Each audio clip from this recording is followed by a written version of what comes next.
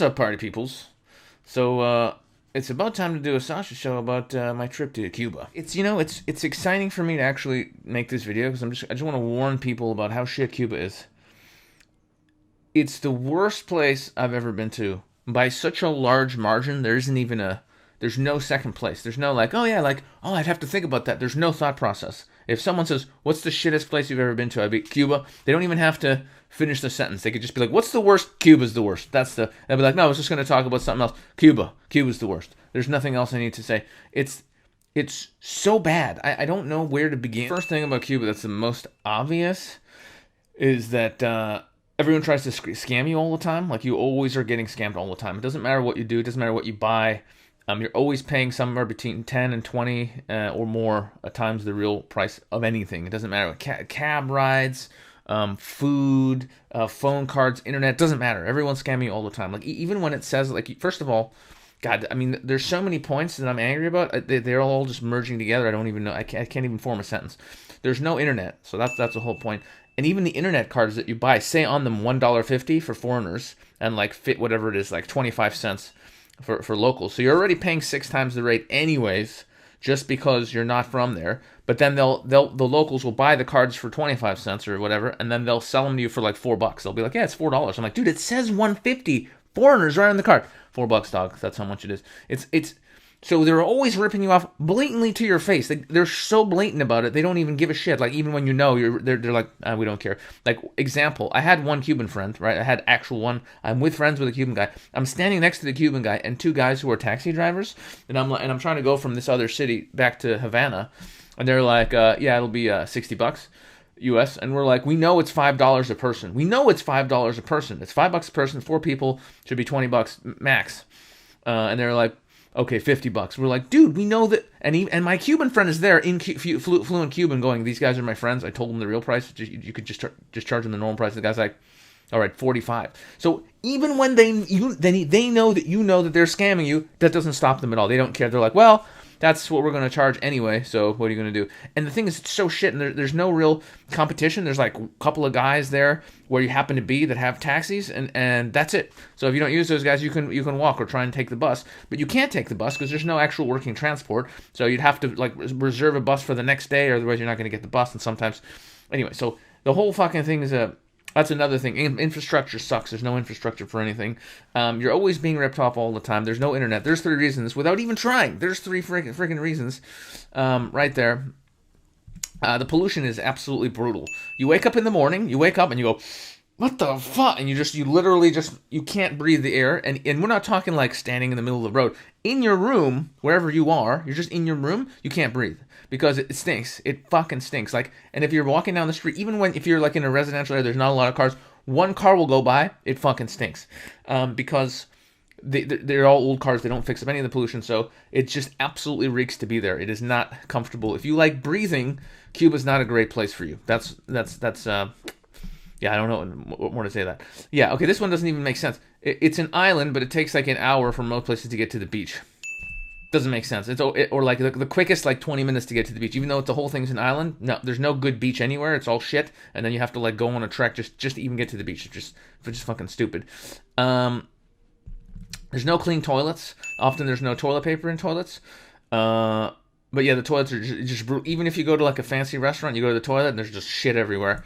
You're like, that's nice. The food is crap. In fact, there is no food really. There's no real food. Like, you can go to fancy restaurants and get sometimes okay food at best, but there's no grocery stores that just have everything you want. There's like a few things here and there, but if you just want to get like, if you have like a grocery list of shit you want, you're not going to get that. That's never going to happen. So generally speaking, you just can't buy anything you want to. Sometimes yes, sometimes no. There's shortages all the time of everything.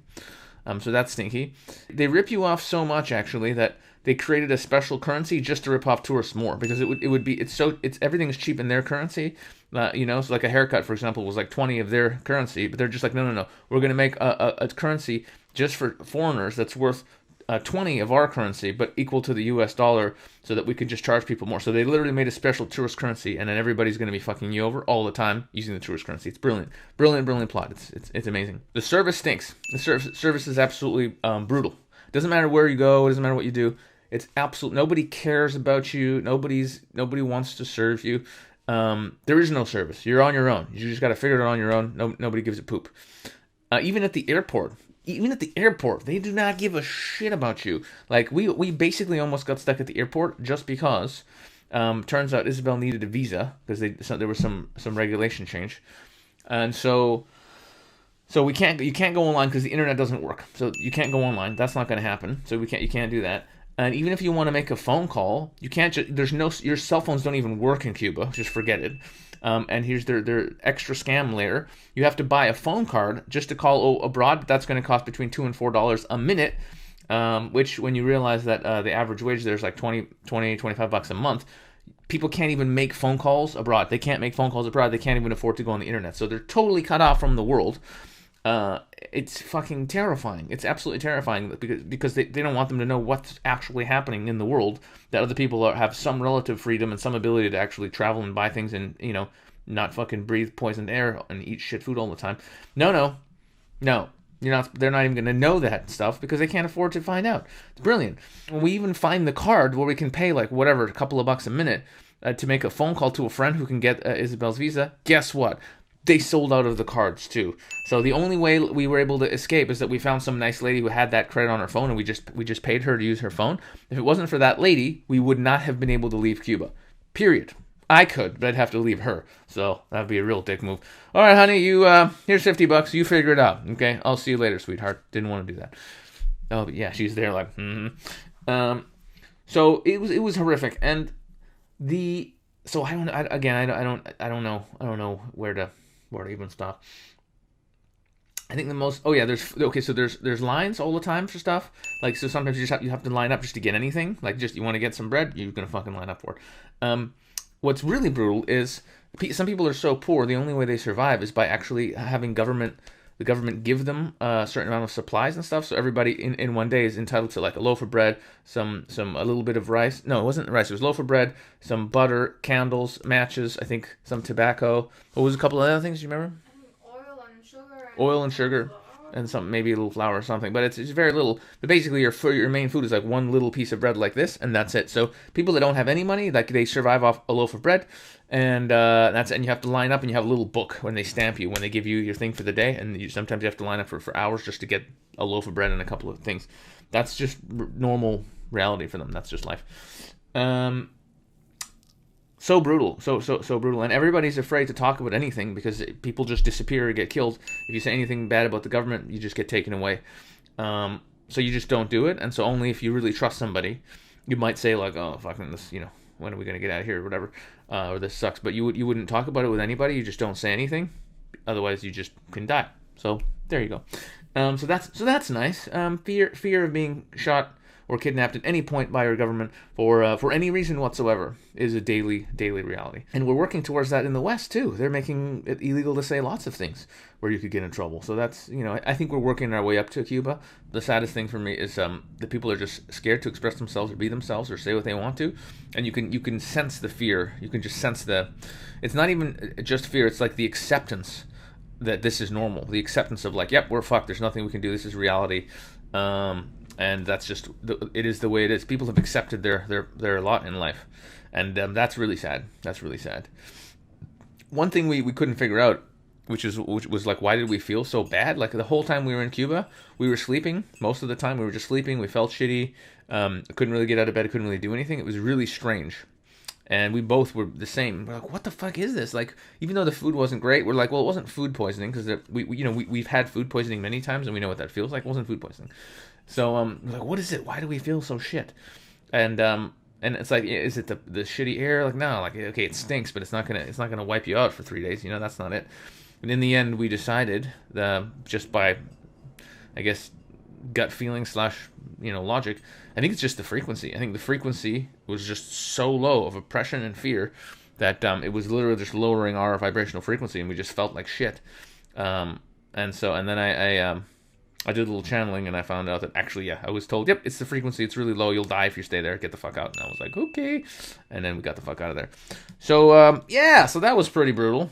Yeah, another brutal part of Cuba was just how ugly and shitty. Like, we were in Havana and then one other city, Pinto del Rio or whatever. Yeah, to be fair, we were only in 2 cities, but They were both absolute shitholes. Just pavements destroyed everywhere, garbage everywhere. It's like being in one of those Mad Max or zombie apocalypse films where just everything's just fucked and you're just walking around like, oh! It was like that. It was like that, and it was like totally normal, and life goes on. Nobody gives a shit. So yeah, it's really brutal. It's brutal. The only good part of Cuba was leaving Cuba. That was it. It was like the greatest day. Cuba is so shit. I was excited to be back in Toronto. Toronto's a shithole. You ask anybody from Toronto, people are just corporate stooges. They just want to make money and get ahead in life. The women are horrific. They don't want to have sex with you. They don't want to get to know you. They just want to make money and be equal to men. That's all they care about. It's horrible. Feminist nightmare. Toronto, worst city in the world if you're a single man. I've said this for over a decade. It's the worst place in the world if you're a heterosexual man and you want to meet girls. Horrible. But coming back to Toronto, I was literally like, this is the greatest. I'm from the greatest city in the world. This place is amazing. Love Toronto. Look at it. Everything works. It's clean. There's good food. Everyone's pretty nice. This is the greatest country in the world. I love Toronto. Anyway, so I was actually excited for the first time ever to be in Toronto. So much so, I was like, why do I even travel? I could just stay here. This is great. Look at this. This is great. And even I was like, yeah, this is actually a really fantastic place. Wonderful. It's not as bad when you're not, hunting for girls, Then suddenly it's like, oh, fuck it. So yeah, Cuba, absolutely brutally horrible. And I've been thinking, and I posted this on Facebook, and a lot of people agreed, and a lot of people were, some people got mad at me.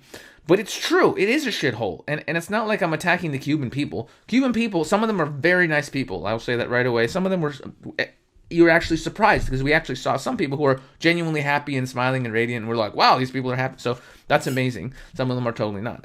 And people are people. They're different everywhere, always.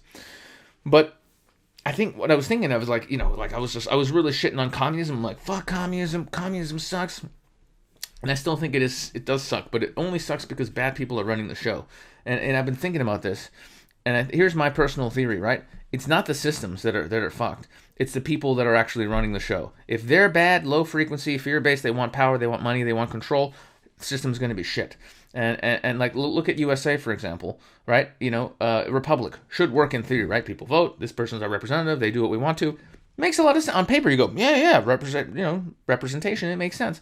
No, but because it's like basically corporations and money and greed and all these assholes running the show, like the murderers like the Clintons, for example, and the Bushes. Come on. Of course, it's horrible, and it's just rich people getting richer and poor people getting absolutely fucked over. It's not because it's a republic. That's not the reason. It's because assholes are in charge of it. So an example I thought of, imagine for a second, in some alternate universe, the Dalai Lama was a communist. He was just like, yep, communism is the way forward. That's the way. And he was totally exactly as totally enlightened and wonderful. But he was just like communism. And he went to Cuba, made friends with Fidel Castro, like let's say in the 80s or whatever. And Fidel was like, man, you're great. I'm going to retire. I'm going to put you in charge of Cuba. You're my bro. You're all about the communists. You're wiser than me. I'm just going to put you in charge. And the Dalai Lama became the communist leader of Cuba. Do you think Cuba would be a shithole today? I will argue no, because coming from that high vibration and love, he'd just be like, yeah, communism, cool. Let's actually take all of the money coming in from the sugar. Let's not steal it. All this money the government's been stealing, let's put that in infrastructure. Let's give people jobs. Let's start trading with other nations. Let's treat everyone well and with respect. And so if he started kicking ass that way, he probably built a genuine communist paradise. And again, it doesn't have to do with the system. It's because he'd be the one running the show. An enlightened motherfucker with the benefit of all beings who'd be running the show. It would have been awesome. So that's my argument. It doesn't matter. I mean, imagine, again, it doesn't matter. This isn't fascism. Well, imagine the Dalai Lama came into fucking Hitler's Germany and he was like, yep, fascism, that's the way forward. Woo! And Hitler was like, you know what, dude? You're more enlightened than me. I'm going to put you in charge of this whole thing. It would have been awesome. There would be no war. He'd just be like, yeah, cool. Yeah, I'm the leader, but hey, you know what? Let's just have peace. I love everybody. Let's all fucking do it. He would have just taken over and just been really awesome. That would have been fine. He wouldn't have killed anybody. You see, because it's all about the people running the show. It's not about the systems. It's the people running the systems, right? Anything can be corrupted. Anything can be corrupted. So that's my theory. So even though, yes, I'm against communism, I'm against it because it's always been running people running it and doing a shit job, and that's why I'm against it. You show me like a bunch of enlightened, wonderful, love-filled fucking beings who are living from the heart, running a communist country. You show me that country, and then we'll see what I think about communism then. But I don't think it's ever happened. And if it has, please tell me. But no, that's the answer. It hasn't happened. So that's what I have to say. And so for all those of you people thinking about going to Cuba, don't go to fucking Cuba. It's a shit show. Really, you're not gonna have a good time. There's so many great places you can go in South America, especially wonderful places. Amazing. Argentina, great time. Colombia, great time. Ecuador, if you go to the right place, great time. Brazil, lots. Brazil is cool. It can be a little bit. It's pretty good. Fucking. I hear cool things about Bolivia at this point as well. A lot of cool places. Don't go to Cuba, dude. Mexico, fucking great. Mexico's great. Really sweet people. Great weather. Tacos and shit. Wonderful. Don't be afraid to go to Mexico. It's a great place. Cuba, shithole. Absolute shithole. Because assholes are running that show. You put me in charge of the fucking Cuban dictatorship, we're going to have a nice little country. Believe me. I'm not going to just, all right, guys, I'm going to steal all this money and fuck everyone. No, I wouldn't do it. It would be for the people. Real communism. That's what I'd have. Real communism. Anyway. So don't go to Cuba. That's all I have to say. And I might edit in more shit that I forgot about Cuba and how horrible it is, because it's a big list. It's a really big list. I think I've covered it all. And did I mention don't go to Cuba? It's a shithole? Just making sure. I don't want to miss on anything. Okay. See you fuckers later.